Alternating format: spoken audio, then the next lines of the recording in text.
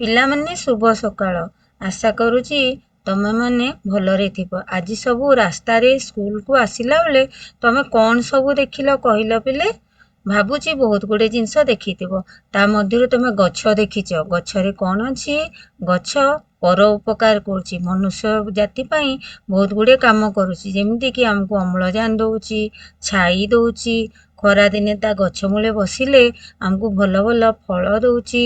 ଆଉ କ'ଣ ଦେଉଛି? ଫୁଲ ଦେଉଛି। ଏମିତି ପର ଉପକାର କରିବା ଦ୍ୱାରା ଆମେ ଆତ୍ମଶାନ୍ତି ମିଳେ ଏବଂ ଆମକୁ ଖୁସି ମିଳେ। ତ ଆଜି ଆମେ ପଢ଼ିବା ପ୍ରସଙ୍ଗ ଯିଏ ଥାଏ ପର ଉପକାର ବିଷୟରେ ବୁଝିବା, ଜାଣିବା ଏବଂ ନୂତନ ବିଷୟବସ୍ତୁ ଉପରେ କିଛି ଶିଖିବା। ଶୁଭ ସକାଳ ପିଲାମାନେ, କେମିତି ଅଛ? ଆଶା କରୁଛି ମୋ ପିଲାମାନେ ସବୁ ଭଲରେ ଥିବ। ଆଜି ଆମେ ଆଉ ଗୋଟେ ଜିନିଷ ଜାଣିବା। ବିଷୟ ନାଁ ହେଉଛି ଭାଷା ଓଡ଼ିଆ, ଶ୍ରେଣୀ ପଞ୍ଚମ। ପ୍ରସଙ୍ଗ ହେଉଛି ଯିଏ ଥାଏ ପର ଉପକାରେ। ତମେ କହିଲ ଦେଖି, ତମେ କେବେ ତମ ସାଙ୍ଗକୁ ସାହାଯ୍ୟ କରିଛ? ଘରେ ଥିବା ବୃଦ୍ଧ ବୟସ୍କ ଲୋକଙ୍କୁ ସାହାଯ୍ୟ କରିଛ?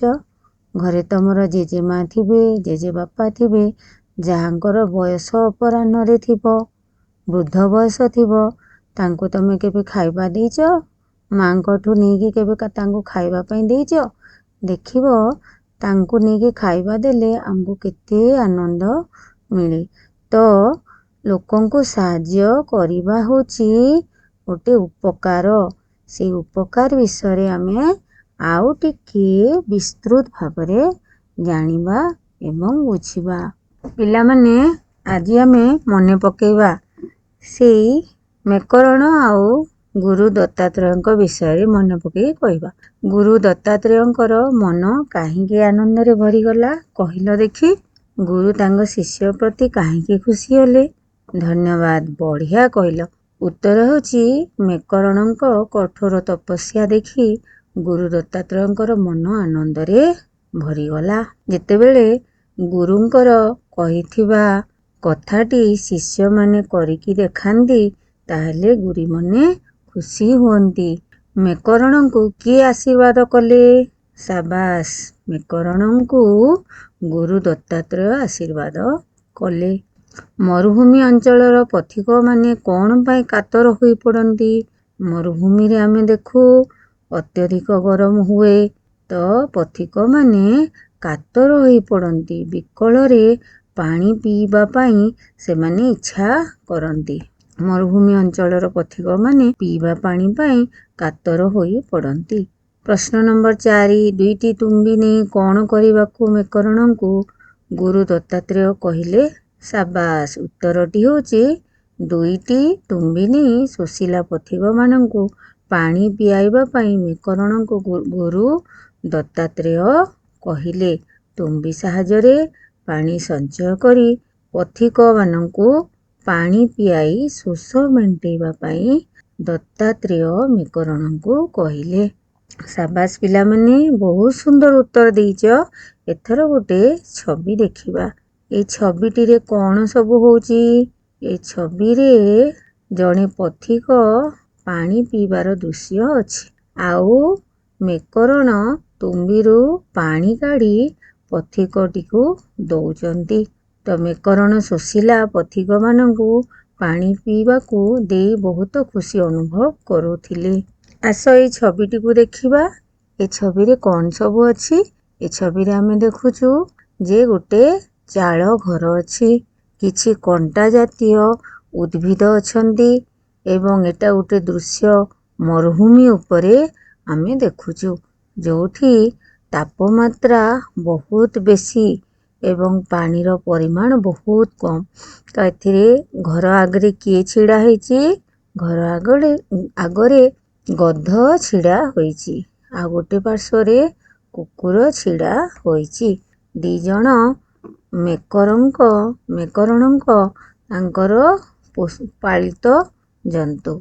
ବ୍ୟାକରଣଙ୍କ କୁକୁର ଓ ଗଧ। ଏଇ ଦୃଶ୍ୟରେ ଆମେ ଦେଖୁଛୁ ଦି ଜଣ ଚାଳ ଘର ମୁହଁରେ ଛିଡ଼ା ହେଇଛନ୍ତି। ଆଉ ଥରେ ଏଇ ଛବିଟିକୁ ଦେଖିବା। ଏ ଛବିଟିରେ କ'ଣ ସବୁ ଅଛି?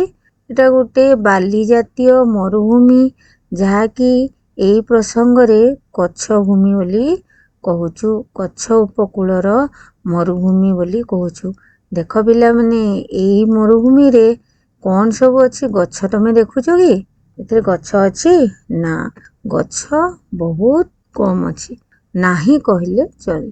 ଗୋଟିଏ ଗୋଟିଏ ଗଛ କୋଉଠି ଗୋଟିଏ ଦେଖିବାକୁ ମିଳୁଛି। କିନ୍ତୁ ଏ ମରୁଭୂମିରେ ବାଲି ଅଂଶ ବେଶୀ ଅଛି ଏବଂ ତାପମାତ୍ରା ତମେ ଦେଖ ତ, ଆମ ଏପଟେ ଖରା ଦିନରେ ଯେମିତି ତାପମାତ୍ରା, ସେଠି ସେମିତି ତାପମାତ୍ରା ଆମେ ଦେଖିବାକୁ ପାଉଛୁ। ଆଉ ସେ ମରୁଭୂମିରେ ଦିଟା ଜୀବ ଆମେ ଦେଖିବାକୁ ପାଉଛେ। ସେଇଟା ହେଉଛି ଗୋଟେ ଗଧ ଆଉ ଗୋଟିଏ କୁକୁର। ଏଇ ଛବିଟା ଦେଖିଲ, କହିଲ କ'ଣ ସବୁ ଅଛି? ଗୋଟେ ଚାଳ ଘର ଅଛି, ଆଉ ଗୋଟେ ସାଧୁ ବାବା ବସିଛନ୍ତି, ଆଉ ଗୋଟେ ପଟେ ଗଧ, ଆଉ ଗୋଟେ ପଟେ କୁକୁର। ଏମିତି କରି ଛବିରେ ଗଧ, କୁକୁର, ଚାଳ ଘର ଏବଂ ମେକରଣ ବସିଥିବାର ଗୋଟେ ଦୃଶ୍ୟ ଅଛି। ମେକରଣ ବୃଦ୍ଧ ହେଲା ପରେ ଆଉ ପରିଶ୍ରମ କରିପାରିଲେ ନାହିଁ। ଏ ଚିତ୍ରରେ ସେଇଆ ହିଁ ଦେଖାହେଇଛି। ବୟସ ପିଲେ ସମସ୍ତଙ୍କର ଆସେ ଏବଂ ଯାଏ। ତମେ ପିଲାବେଳେ ଦେଖିଥିବ, ତମେ କେତେ ଖାଉଥିଲ, ବସୁଥିଲ, ଉଠୁଥିଲ, ଦୌଡ଼ୁଥିଲ। ସେ ବୟସରେ ସେଟା ଜଣା ପଡ଼ୁନଥିଲା। କିନ୍ତୁ ମେକରଣଙ୍କ ବୟସ ଅପରାହ୍ନରେ ସେ ବୃଦ୍ଧା ହେଇ ହେଇ ଯାଉଥିଲେ। ଯେତେ ବୃଦ୍ଧା ହେଉଥିଲେ, ତାଙ୍କ କାର୍ଯ୍ୟକ୍ଷମତା ସେତିକି କମି କମି ଯାଉଥିଲା, ଯାହାଦ୍ୱାରା କି ମେକରଣ ବୃଦ୍ଧା ହେଲା ପରେ ଆଉ ପରିଶ୍ରମ କରିପାରିଲେ ନାହିଁ। ସେ ତାଙ୍କର କାମ ଗଧ ଆଉ କୁକୁର କିଛିଟା ସାହାଯ୍ୟ କରୁଥିଲେ। ଏଇ ଚିତ୍ରଟି ଦେଖିଲ ପିଲାମାନେ, କ'ଣ ଅଛି? ଏଇ ଚିତ୍ରରେ ଗୋଟିଏ ଗଧ ଚିତ୍ର ଅଛି। ଗଧ ପିଠିରେ କ'ଣ ସବୁ ଅଛି? ଗଧ ପିଠିରେ କ'ଣ ଲଦା ହୋଇଛି? ଗଧ ପିଠିରେ ଦୁଇଟି ତୁମ୍ବି ଲଦା ହୋଇଛି। ଆଚ୍ଛା ପିଲାମାନେ, ଏଇ ଚିତ୍ର ମୋତେ ଦେଖିକି କହିଲ, ଏଇଟା ହେଉଛି ଗୋଟେ ଗଧର ଚିତ୍ର। ଆର ପାର୍ଶ୍ୱରେ ଗୋଟେ କୁକୁର ଠିଆ ହେଇଛି। ଆଉ ଗୋଟେ ପଟେ ପଥିକମାନଙ୍କୁ ତୁମ୍ବି ସାହାଯ୍ୟରେ ଗ୍ଲାସରେ ପାଣି କାଢ଼ିକି ଦେବାର ଦୃଶ୍ୟ ଅଛି। ଏବଂ ଦୃଶ୍ୟରେ ଆମେ ଦେଖୁଛୁ ଯେ ଏଟା ଗୋଟେ ମରୁ ଅଞ୍ଚଳର ଦୃଶ୍ୟ ବା ମରୁଭୂମିର ଦୃଶ୍ୟ, ଯେଉଁଥିରେ କଣ୍ଟା ଜାତୀୟ ଉଦ୍ଭିଦ ଗୁଡ଼ିକ ଦେଖିବାକୁ ପାଉଛୁ। ବାଲି ଅଂଶ ବେଶୀ ଦେଖିବାକୁ ପାଉଛୁ। ତ ପଥିକ ପାଣି ପିଇ ତୃଷ୍ଣା ମେଣ୍ଟେଇବାର ଦୃଶ୍ୟ ରହିଛି। ମେକରଣ ଶୋଷିଲା ପଥିକମାନଙ୍କୁ ପାଣି ପିଇବାକୁ ଦେଇ ବହୁତ ଖୁସି ଅନୁଭବ କରୁଥିଲେ। ତ ଆମେ ଜାଣିଛେ, ପର ଉପକାର କଲେ ଆମକୁ ଆନନ୍ଦ ଅନୁଭବ ହୁଏ। ସେମିତି ପଥିକମାନେ ଯେତେବେଳେ ତୃଷା ହେଇଯାଉଥିଲା, ତାଙ୍କୁ ଶୋଷ ଲାଗୁଥିଲା, ସେ ସମୟରେ ପଥିକମାନଙ୍କୁ ପାଣି ଦେଇ ମେକରଣ ବହୁତ ଆନନ୍ଦ ଅନୁଭବ ବା ଖୁସି ଅନୁଭବ କରୁଥିଲେ। ଏଥର ମୁଁ ଗୋଟେ ପାଠଟିକୁ ପଢ଼ିବି। ସେଇ ଅଧ୍ୟାୟରେ କ'ଣ ସବୁ ବୁଝିଲ ମୁଁ ଗୋଟେ ଥର ପଢ଼ିବି, ତମେ ଗୋଟେ ଥର ଶୁଣିବ ଆଉ ତାକୁ ମୋତେ ପଢ଼ିକି ଶୁଣେଇବ। କ୍ରମେ ମେକରଣ ବାର୍ଦ୍ଧକ୍ୟ କୟାରେ ଉପନୀତ ହେଲେ। ସେ ଆଉ ବେଶୀ ପରିଶ୍ରମ କରିପାରିଲେ ନାହିଁ। ନିଜେ ରହୁଥିବା ସ୍ଥାନରେ ସେ ଗୋଟିଏ ଗଧ ଆଉ ଗୋଟିଏ କୁକୁର ପାଳିଲେ। କୁକୁରଟିର ନାମ ଦେଇଥିଲେ ମୋତି ଆଉ ଗଧଟିର ନାମ ଥିଲା ଲାଲା। ଏଣିକି ସେ ତୁମ୍ବି ଦୁଇଟିରେ ପାଣି ଭରି ତାକୁ ପିଠିରେ ଓହଳାଇ ଦେଉଥିଲେ। ସାଙ୍ଗରେ ଗୋଟିଏ ଡବା ମଧ୍ୟ ଦେଉଥିଲେ। ଆଗରେ ଯାଉଥିଲା ମୋତି ଆଉ ତା ପଛେ ପଛେ ଯାଉଥିଲା ଲାଲା। ଯେଉଁଠି ମଣିଷମାନେ ପାଣି ବିନା ଛଟପଟ ହେଉଥିଲେ, ସେଇଠି ସେମାନେ ପହଞ୍ଚି ଯାଉଥିଲେ। ଶୋଷିଲା ମଣିଷମାନେ ଗଧ ପିଠିରେ ଓହଳିଥିବା ତୁମ୍ବିରୁ ଡବାରେ ପାଣି କାଢ଼ି ପିଉଥିଲେ। ସେମାନଙ୍କ ଜୀବନ ବଞ୍ଚି ଯାଉଥିଲା। ସନ୍ଧ୍ୟା ହେଲେ ମୋତି ଓ ଲାଲା ପୁଣି ଫେରି ଆସୁଥିଲେ। କୁଡ଼ିଆ ପାଖକୁ ମେକରଣ ଲାଲା ପିଠିରୁ ତୁମ୍ବି ଦୁଇଟି ଓହ୍ଲାଇ ଦେଉଥିଲେ। ଦିନବେଳା ମେକରଣ କେତେକ ସ୍ଥାନରୁ ଭିକ୍ଷା ସଂଗ୍ରହ କରି ନେଇ ଆସୁଥିଲେ। ତହିଁରୁ ସେ ଦୁଇ ଭାଗ ମୋତି ଓ ଲାଲାକୁ ଦେଉଥିଲେ, ଆଉ ଗୋଟିଏ ଭାଗ ନିଜେ ଖାଉଥିଲେ। ବେଳେବେଳେ କୌଣସି ଭୋକିଲା ଯାତ୍ରୀ ଯଦି ତାଙ୍କ ନିକଟରେ ପହଞ୍ଚୁଥିଲା ତାକୁ ବି ସେ ଭାଗର ଖାଦ୍ୟ ଦେଇ ଦେଉଥିଲେ। କ୍ଷୁଧାର୍ତକୁ ଖାଦ୍ୟ ଦେଇ ପାରୁଥିବାରୁ ପରମ ତୃପ୍ତି ଲାଭ କରୁଥିଲେ।